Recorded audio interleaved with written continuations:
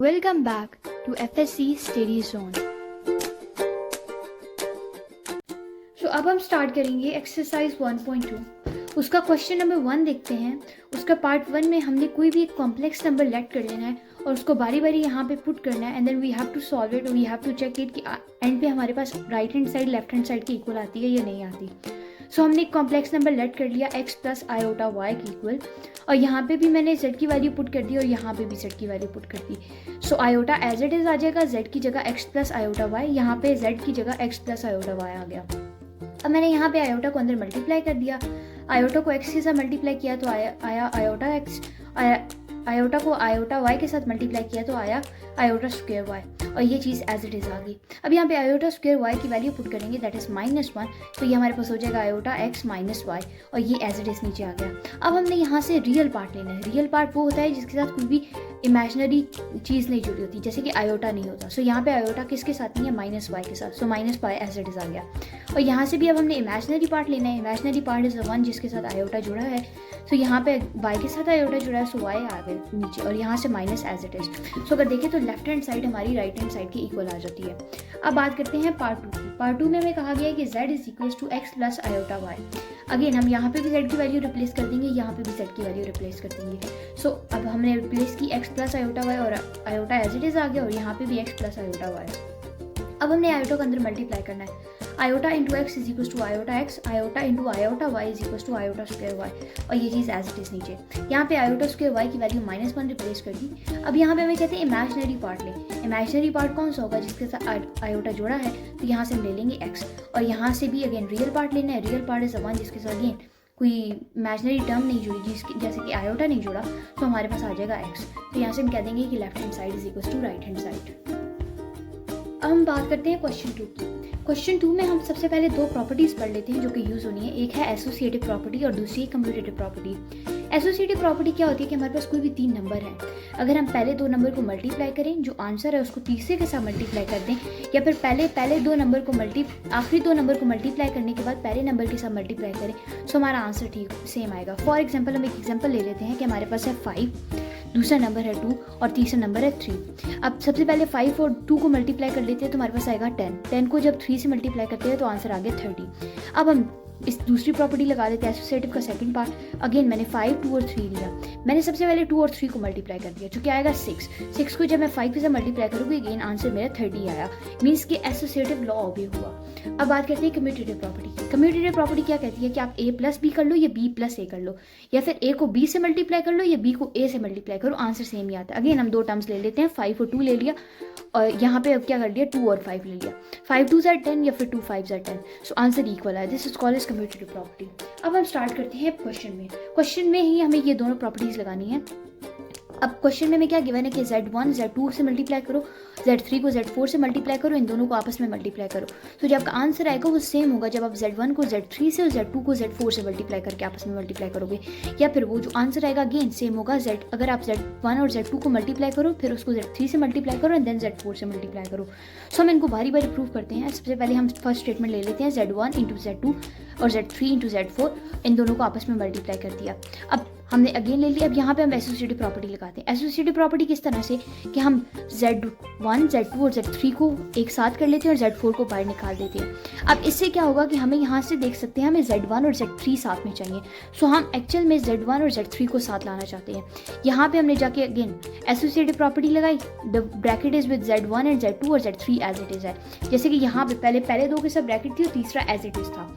अब हमने क्या किया कि यहाँ पे हमने कम्यूटेटिव प्रॉपर्टी. अब यहाँ पे अगेन मैंने ब्रैकेट्स चेंज की साइन, आखिरी 2 के साथ कर दिया z2 और z3 के साथ और z1 एज इट इज आ गया और यहाँ पे मैंने कम्यूटेटिव प्रॉपर्टी लगा दी. कम्यूटेटिव प्रॉपर्टी क्या थी कि आप पहले 2 a को b से मल्टीप्लाई कर लो या b को a से मल्टीप्लाई करो, आंसर सेम ही आएगा. सो z2 और z3 की मैंने रिप्लेस कर दी एक दूसरे के साथ, उनकी प्लेसमेंट चेंज कर दी. अब मेरे पास क्या साथ में आ गया z1 और z3 और सेकंड में क्या आ गया z2 और z4. अगर मैं यहाँ से देखूँ तो मेरे पास z1 और z3 साथ में आ गया, देन आ गया z2 और z4. मुझे यही चाहिए. अब बस एंड पे हमने क्या करना है कि z1 और z2 को साथ कर लिया, सॉरी z1 और z3 को साथ कर लिया और z2 और z4 को साथ कर लिया और इसको भी हम कहेंगे एसोसिएटिव प्रॉपर्टी. अब बात करते हैं थर्ड पार्ट को प्रूव करने की। अगेन हमने वही फर्स्ट स्टेटमेंट ले ली।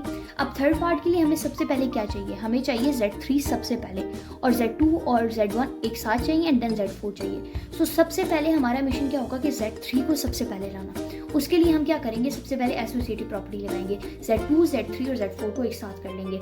अब हमने क्या करना है कि Z3 और Z4 में हमने एसोसिएटिव प्रॉपर्टी लगा के इन दोनों को ब्रैकेट में कर लिया। अगेन अब ब्रैकेट चेंज हो सकती हैं, आप पहले दो के साथ ब्रैकेट लगा लो या आखिरी दो के साथ लगा लो, आंसर तो सेम आएगा। सो मैंने पहले दो के साथ लगा ली, और यहाँ पे मैंने इसके बाद कम्यूटेटिव प्रॉपर्टी लगाई। कम्यूटेटिव प्रॉपर्टी क्यों लगाई, क्योंकि मुझे Z3 सबसे पहले चाहिए था। कम्यूटेटिव प्रॉपर्टी में Z2 और Z3 की मैंने जगह चेंज कर दी, Z3 पहले आ गया, Z2 बाद में आ गया, Z4 एज इट इज साथ में आता रहेगा। अब यहाँ पे पहुँच के मैंने अगेन यहाँ पे एसोसिएटिव प्रॉपर्टी लगाई और इन दोनों को ओपन कर दिया। ओपन करने के बाद मेरे पास Z1 और Z3 आ गया, और दूसरी साइड पे Z2 और Z4 आ गया। अब यहाँ पे मैं अगर देखूँ तो मुझे Z1 Z3 के बाद में चाहिए, मीन्स कि Z3 मुझे पहले चाहिए। सो उसके लिए मैं अगेन कम्यूटेटिव प्रॉपर्टी लगा दूंगी, Z3 को पहले ले जाऊंगी, Z1 को बाद में ले आऊंगी, और उसके बाद मैं देखूँ तो मुझे Z1 और Z2 साथ में चाहिए और फिर Z4 चाहिए, मीन्स कि यहाँ पे एक एसोसिएटिव प्रॉपर्टी चाहिए। सो Z3 मैंने बाहर निकाल दिया, Z1 और Z2 के साथ ब्रैकेट लगा ली और साथ में Z4 आ गया। एंड यहाँ से भी अगर हम देखें तो हमारी जो थर्ड टर्म है वो इक्वल आ गई दोनों। तो अब इधर से हम देख सकते हैं कि इक्वेशन 1 और इक्वेशन 2 को देखूं और साथ में सबसे पहली जो मेरी टर्म थी उनको देखूं, तो उसी के ज़रिए मैंने ये सारी चीज़ें प्रूव की हैं। दिस मीन्स कि हम अगर हमारे पास चार कोई भी कॉम्प्लेक्स नंबर गिवन है और उनको पुट करके इसके अंदर पुट करते हैं तो उसका आंसर सेम आएगा, अगर इस तरह से सॉल्व करें या फिर इस तरह से सॉल्व करें। दिस मीन जो स्टेटमेंट हमें गिवन है वो ट्रू है। अब हम बात करते हैं क्वेश्चन नंबर 3 की।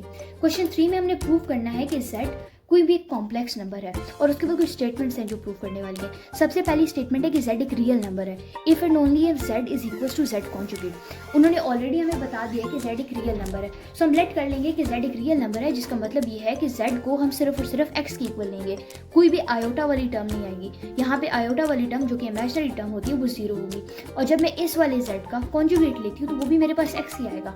उसका रीज़न क्या है कि हमारे पास कॉन्जुगेट होता है हमेशा जो हमारे पास इमेजिनरी टर्म आती है हम उसका साइन चेंज कर देते हैं। सो अगर इस वाली टर्म का मैं कॉन्जुगेट लूँ वो होगा x माइनस आयोटा y।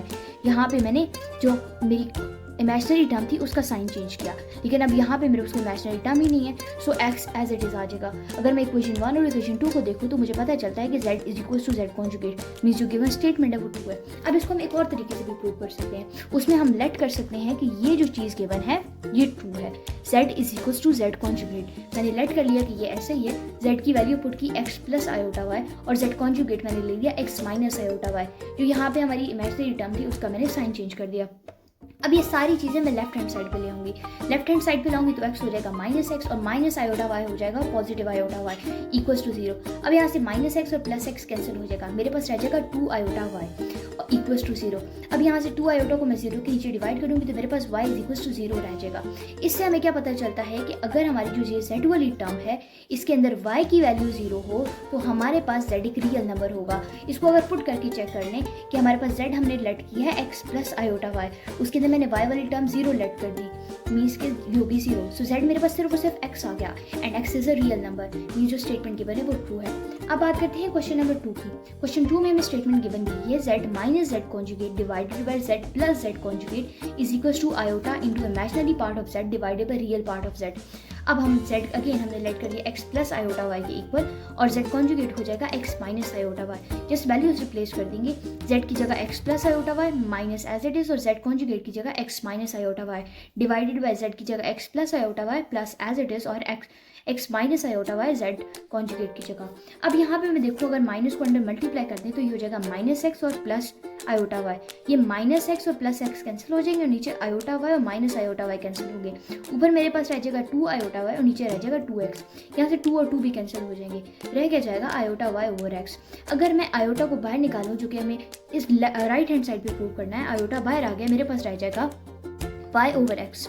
सो y हमारे पास क्या है, इसका इमेजिनरी पार्ट है। इमेजिनरी किस तरह से कि इसके साथ आयोटा मल्टीप्लाई हो रहा है।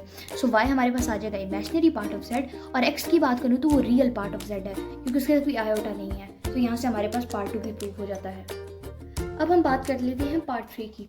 पार्ट 3 में हमें कहा गया कि z इज इधर अ रियल और a pure imaginary number if and only if अगर z के कॉन्जुगेट का स्क्वायर लें तो वो z के स्क्वायर की इक्वल है।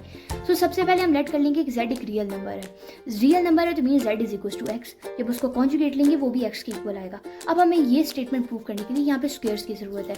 उसको हम z का भी स्क्वायर ले लेंगे जो कि x स्क्वायर की इक्वल आएगा और z के कॉन्जुगेट का भी स्क्वायर ले लेंगे जो कि x स्क्वायर की इक्वल आएगा। और अगर मैं स्टेटमेंट 1 और स्टेटमेंट 2 को देखूँ तो हमें पता चलता है कि z square is equal to z conjugate square, means कि यहाँ से ये चीज़ प्रूव हो जाती है। अब इसका सेकंड पार्ट क्या है कि अगर हम z को प्योर इमेजिनरी नंबर ले लें तो लेट कर लिया z को एक pure imaginary number. Pure imaginary number वो होगा जिसके अंदर कोई रियल पार्ट ही ना हो। So z is equal to iota y और जब इसको कॉन्जुगेट लेंगे वो होगा माइनस आयोटा y। अगेन हमें स्क्वायर्स की जरूरत है, z का स्क्वायर ले लिया जो कि आयोटा स्क्वायर y स्क्वायर जो कि हो जाएगा माइनस y स्क्वायर और यहाँ पे z कॉन्जुगेट का स्क्वायर ले लेंगे जो होगा आयोटा स्क्वायर y स्क्वायर और ये भी आयोटा स्क्वायर की वैल्यू रिप्लेस की माइनस y स्क्वायर होगा। अब यहाँ से जो माइनस है इसका भी स्क्वायर लेके ये पॉजिटिव हो जाता है। अब हमारे पास इक्वेशन 1 को देखिए और इक्वेशन 2 को देखिए, अगेन दोनों सेम आई हैं। सो हम इसको कह सकते हैं कि z conjugate square is equal to z square. अब इसको हम एक और तरीके से भी प्रूव कर सकते हैं। उसमें अगर हम लेट कर लें कि z conjugate square is equal to z square then z is a real and an imaginary number. इसलिए हम लेट कर लेते हैं z को is equal to x plus iota y। जब इसका कॉन्जुगेट लेंगे वो आएगा हमारे पास x माइनस आयोटा y। अब हमें गिवन क्या था, गिवन था कि z कॉन्जुगेट का अगर स्क्वायर लें तो वो z स्क्वायर के इक्वल आता है। हम z कॉन्जुगेट की वैल्यू भी रिप्लेस कर देंगे और z की वैल्यू भी रिप्लेस करेंगे। वैल्यू रिप्लेस करने के बाद हम स्क्वायर ओपन करेंगे। सो x माइनस आयोटा y का स्क्वायर आएगा x square plus iota square y square minus 2x iota y। और अगर x प्लस आयोटा y का स्क्वायर ओपन करूँ तो मेरे पास आएगा x square plus iota square y square plus 2x iota y। अब हम सारी वैल्यूज को लेफ्ट हैंड साइड पे शिफ्ट कर देंगे। सो हमारे पास x square plus iota square y square minus 2x iota y as it is आ गया। अब यहाँ से जब शिफ्ट किया तो ये हो गया माइनस x स्क्वायर, आगे आ गया minus iota square y square और ये जाके नेगेटिव हो जाएगा 2x iota Y equals to 0। अब यहाँ से देखिए तो x square minus x square के साथ कैंसिल हो जाएगा और iota square y square minus iota square y square के साथ कैंसिल हो जाएगा। मेरे पास रह जाएगा माइनस 4x आयोटा वाई जो कि इक्वल्स टू 0 आ गया। अब मैंने यहाँ पे क्या किया कि x y is equals to 0 over 4 iota कर दिया, साथ में minus 2। So x into y is equals to 0 हो गया। अब यहाँ पे दो चीज़ें आ रही हैं, एक आ रहा है x इज इक्वल्स टू 0, दूसरा आ रहा है y इज इक्वल्स टू 0। सो सबसे पहले मैं लेट कर लेती हूँ कि x इज इक्वल्स टू 0 है। जब मैं अपनी इस z वाली स्टेटमेंट में x is equals to 0 put करती हूँ तो मेरे पास क्या आता है, एक प्योर इमेजिनरी नंबर। मीन्स के अगर हमारे पास x 0 हो तो हमारा z जो है वो y आयोटा के इक्वल होगा जो कि एक प्योर इमेजिनरी नंबर है। इसी तरह से अगर y 0 हो और उसको हम z के अंदर पुट करें तो हमारे पास क्या आएगा कि हमारा जो x है वो एक रियल नंबर है। अब हम इस तरीके से भी कि हम z कॉन्जुगेट स्क्वायर को इक्वल रख दें z स्क्वायर के तो भी हम प्रूव कर सकते हैं कि z एक हमारा रियल नंबर या फिर एक प्योर इमेजिनरी नंबर आता है।